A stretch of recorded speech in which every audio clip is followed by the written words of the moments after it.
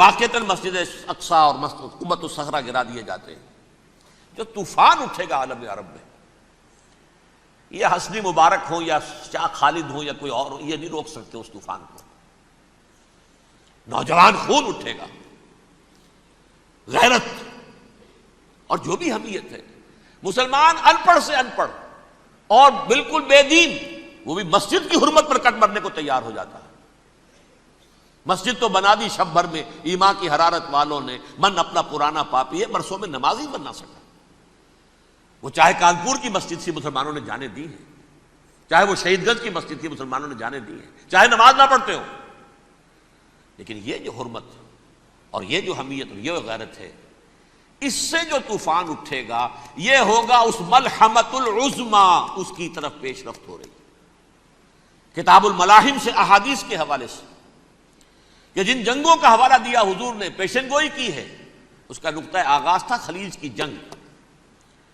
Saddam Hussein نے اسے کہا تھا یہ مدر آف وارز ہے، ام المحارب، یہ ایک جنگ نہیں ہے. اس کا نقشہ بھی حدیث میں موجود ہے، پیشن گوئی موجود تھی، اس وقت بھی ہم نے شائع کی تھی. لیکن اس میں جو جنگ اب ہونے والی وہ الملحمۃ العظما. ملحمہ کسے کہتے ہیں؟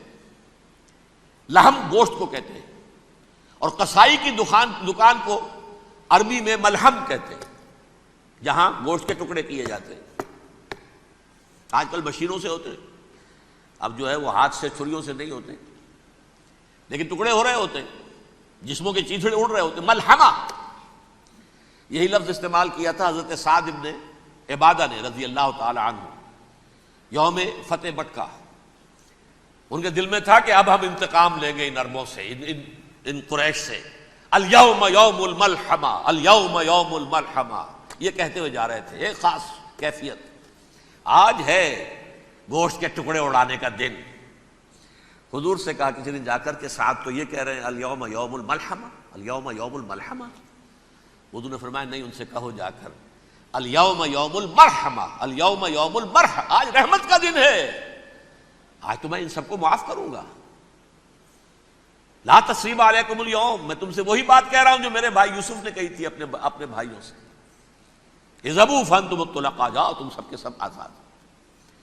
وہ ملحمہ ہے جس کو کہ حضور نے حضرت معاذ بن جبل رضی اللہ تعالیٰ عنہ، اس کی روایت ہے، اس میں سے جو ابو داؤد میں روایت آئی ہے اس میں الملحمۃ العظما، عظما مؤنث ہے اعظم کا. آپ کہتے ہیں جنگ عظیم اول، جنگ عظیم دوم. عظیم کا باپ ہو گیا اعظم، سب سے بڑا، اور اس کا مؤنث ہے سب سے بڑی، عظما. الملحمۃ العظما، سب سے بڑی لڑائی. میرے نزدیک یہ وار کے معنی میں نہیں ہے، بیٹل کے معنی میں. انگریزی میں یہ دو لفظ علیحدہ ہیں، وار، بیٹل. وار سالوں کو محیط ہوتی ہے، بیٹل کسی ایک خاص جگہ پر جو لڑائی ہوتی ہے اس کو کہتے ہیں. حضور کے اور قریش کے درمیان 6 سالہ وار تھی، جنگ تھی. لیکن battles, battle of Uhud, battle of Badr, یہ بیٹلز تھی، لڑائیاں تھیں. تو عظیم ترین جنگ شاید اس اعتبار سے نہ ہو جیسے کہ ورلڈ وار 1 اور ورلڈ وار 2، یعنی اس کی وسعت کا اتنا معاملہ نہیں اور طوالت کا نہیں. لیکن جو لڑائی جو ہے بیٹل ہونی ہے، جس کو کہ یہ لوگ، یا چونکہ میں نے کہا تھا شروع میں کہ سرما ہے میری آنکھ کا خاک حجاز و حول قدس. نیو ٹیسٹمنٹ کی آخری کتاب ہے the book of Revelation, Revelation of Saint John. اس میں آرمگڈون کہا گیا اسے. ہر مجدون، یہ عبرانی لفظ ہے. ہر کہتے ہیں اونچی جگہ کو، سطح مرتفع. مجدون میگیڈو، میگیڈو ایک وادی ہے، مرتفع، وادی مرتفع. یہ ہے واقع لبنان، اسرائیل اور شام کے درمیان جو ٹکڑا، جو ٹرائنگل بنتی ہے، یہ ہے. یہاں پر بڑی جنگ لڑی جائے گی، اور یہ جنگ جنگ صلیب ہوگی جو کہا ہے بش نے.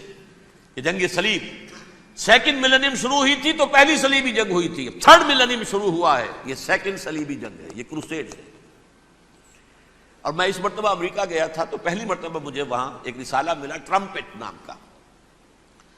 یہ امریکہ کے جو بہت ایکسٹریمسٹ قسم کے پروٹیسٹنٹس ہیں، یہ ان کا رسالہ ہے. اور ان کے بارے میں اب کہا جا رہا ہے وہ کرسچین زائنسٹ ہیں. آپ شاید پہلی مرتبہ یہ لفظ سن رہے ہوں. زائنسٹ تو ہم سمجھتے ہیں یہودیوں کو. کرسچن زائنسٹ وہ ہیں جو ہیں تو عیسائی پروٹیسٹنٹس ہیں، لیکن اسرائیل کے وہ حمایتی یہودیوں سے بڑھ کر ہیں۔ یہ میری کسی پہلی تقریر میں شاید بہت سے حضرات کو یاد آ جائے، میں نے کہا تھا 4 سال پہلے ہمارا تنظیم اسلامی کا ایک کنونشن ہوا تھا ہیوسٹن میں، امریکہ کا جنوبی علاقے کا شہر ہے۔ ایک سیشن اس میں ہم نے رکھا تھا انٹرفیتھ، ایک عیسائی کو بلایا تھا، ایک یہودی بہت بڑا وہاں کا عالم ہے اس کو بلایا تھا۔ اس یہودی عالم نے ڈاکٹر وشوگراڈ، جو وہاں کی یونیورسٹی میں پروفیسر ایمیریٹس ہے، اس نے کہا تھا کہ یہ اسرائیل کو تو سپورٹ کر رہے ہیں عیسائی، ہم تو نہیں کر رہے۔ جو پریکٹسنگ یہودی ہیں وہ زیادہ اسرائیل کے حق میں نہیں تھے، یہ تو سن 67 کے بعد انہوں نے اسرائیل کو تسلیم کیا ہے۔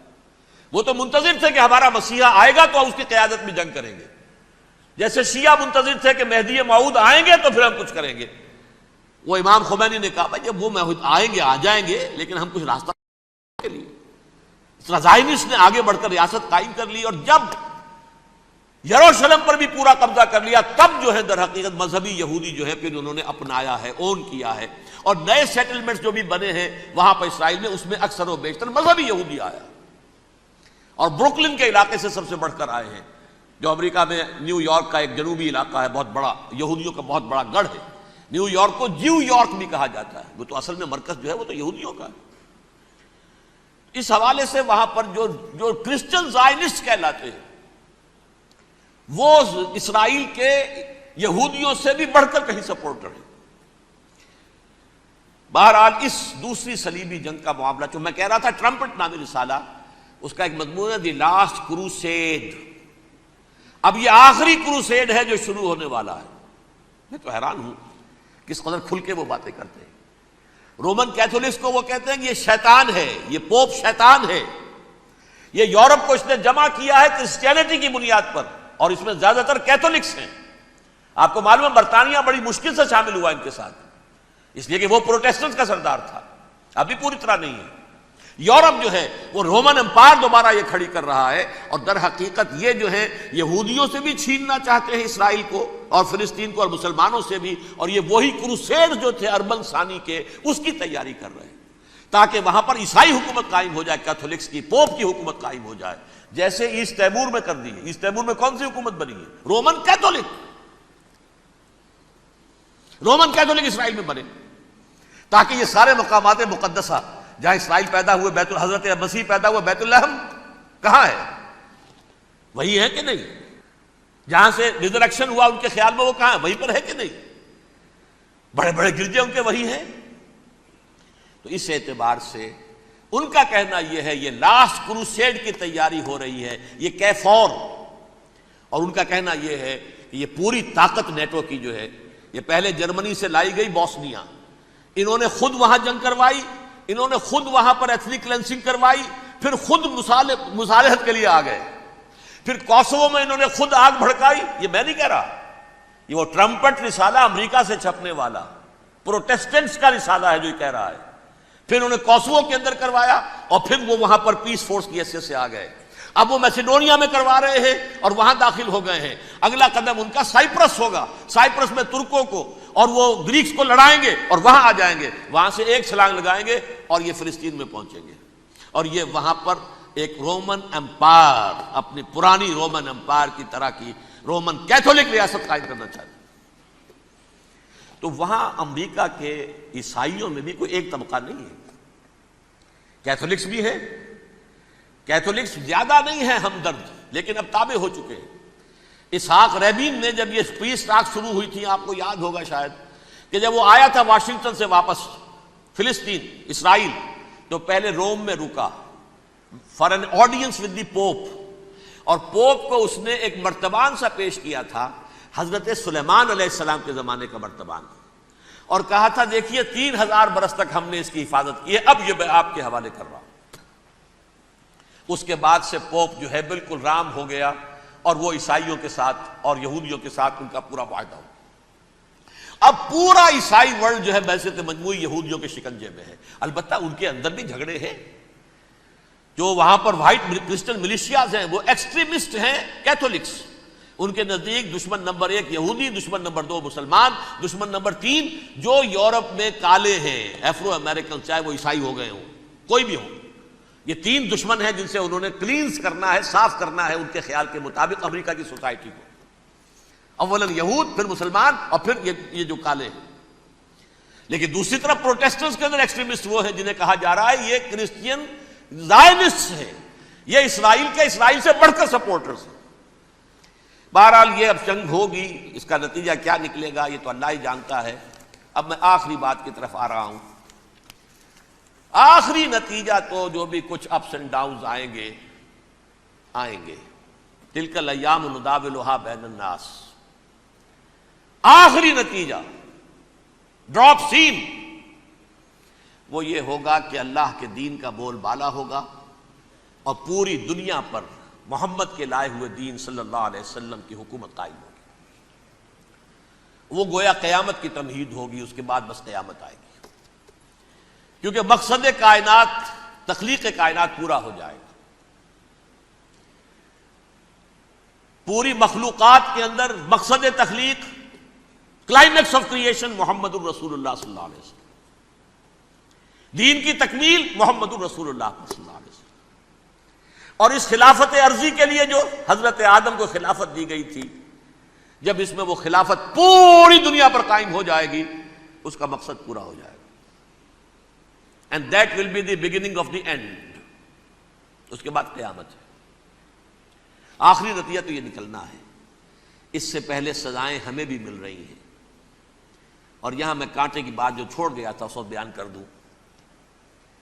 اللہ نے اس مغضوب علیہم قوم کو، اس ملعون قوم کو کیوں اب تک چھوٹ دیے رکھی؟ میں بتا چکا ہوں یہ بڑے عذاب کے مستحق ہو چکے تھے حضرت عیسیٰ علیہ السلام کے زمانے میں. چھوٹ دی ہے ابھی تک ہے، بلکہ ایک مرتبہ ابھارا ہے. 1900 برس کے بعد ابھرے ہیں یہ. بالفور ڈیکلریشن 1917، سن 70 عیسوی کے بعد، تقریباً 1900 برس، 1850 برس تو ہے کم سے کم. پھر creation of Israel 1948، 1967 extension of Israel, یروشلم پر قبضہ. یہ سارا جو ہے کیوں ہے؟ اللہ تعالیٰ اس خیر امت محمد صلی اللہ علیہ وسلم، اس کے بہترین حصے کو سزا ان ملعونوں کے ہاتھوں دے رہا ہے. کیوں؟ جو جرم انہوں نے کیا تھا وہی ہم نے کیا. انہوں نے اللہ کی کتاب کو پیٹھ کے پیچھے پھینکا. نبذ فریق من الذین اوتوا الکتاب کتاب اللہ وراء ظہورہم. ہم نے اپنی پیٹھوں کے پیچھے پھینکا کہ نہیں؟ کولونیل رول سے آزاد ہوئے، کہیں اسلامی قانون نافذ کیا، کہیں اسلامی نظام قائم کیا. تو جو جرم ان کا تھا وہی ہمارا ہے. اور ہم خیر امت ہیں، اور ہمارے میں سے خیر ترین عرب ہیں. ان پر اللہ کا فضل، ان کی مادری زبان میں اللہ کی کتاب موجود ہے. پھر انہوں نے اللہ کے دین کو پیٹھ دکھائی. جو ملک آزاد ہوا کولونیل رول سے، یا اس نے قبلہ کر لیا اپنا ماسکو کی طرف، یا کر لیا واشنگٹن کی طرف. کسی نے مکے کو قبلہ بنایا. یہ بدترین سزا ہے. ویل للعرب من شر قد اقترب. اور ترمذی شریف میں تو یہاں تک روایت ہے، من اقتراب الساعۃ ہلاک العرب. قیامت کے قرب کی ایک نشانی یہ بھی ہوگی کہ عرب ہلاک ہو جائیں گے.